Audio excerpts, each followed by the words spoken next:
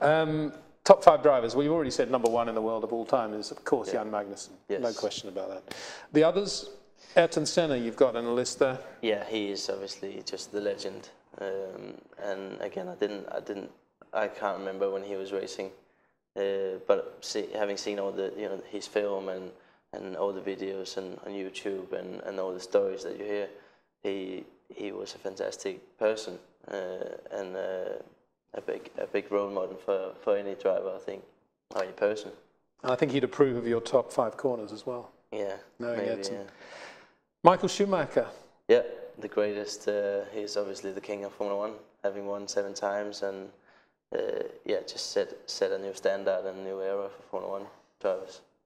What did you think about him coming back the way he did? I think he was underrated quite a lot. I think, I would say Nico Rosberg is underrated quite a lot. I think he's much better than what people compared to the credit he gets. He's a lot better, I think. He's looking good alongside Lewis now, isn't he? Yeah, and people thought that Michael was doing a bad job after his comeback, but I think he was just up against a really good driver in Nico. Fernando Alonso? Yeah. What he did last year was fantastic. He didn't have the car, and he just drove all the way to the last race, fighting for the championship.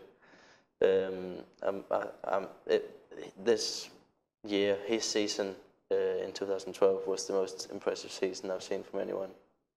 Well, I predicted he'd actually win the championship last year before the season even started, so I feel well cheated on that one. He lost by a couple of points, but I still think if that Kimi thing hadn't happened in Japan, or of course Grosjean at Spa, but you can never, what do you do? And then of course Dennis Lind is in your top 5.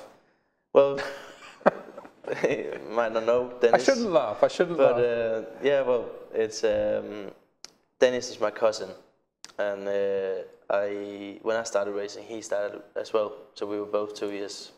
He was 3, I think.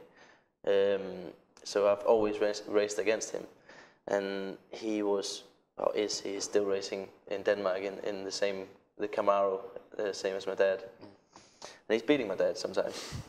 But he was really, really good, but he just didn't. And he's won in the single-seater level as well, isn't he, in junior categories? Yes, yeah, he did. He had a season where he did 3 races, I think.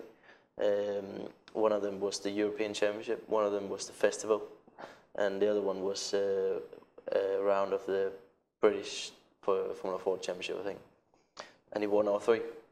So I personally think he's a really, really good driver and a talent that wasn't, he just didn't get the chance. Well, let's hope that he does get the chance now that he's had this exposure, and it's great that you remember him. There's so many other guys you could have included, but I think that's very, very kind of you to do that. Well, not kind. It's very appropriate. It's part of your character to do that. That's excellent, excellent. Wonderful for you to join us here, Kevin. Thanks so much. Really enjoyed chatting to you, and I just wish that World Series, GP2, all the other categories had much more exposure, because you guys are just brilliant, I think, in what you're doing, and the level of competition and the standard of driving in those series, just outstanding. Thank you. Very best of luck. Thank you very much. Look forward to seeing you in the McLaren's sooner rather than later. Thanks very much, Kevin. Thanks for joining us. Cheers. That's Kevin Magnussen, who I think we will see in Formula 1 sooner perhaps than a lot of you predict. This guy's definitely a star of the future.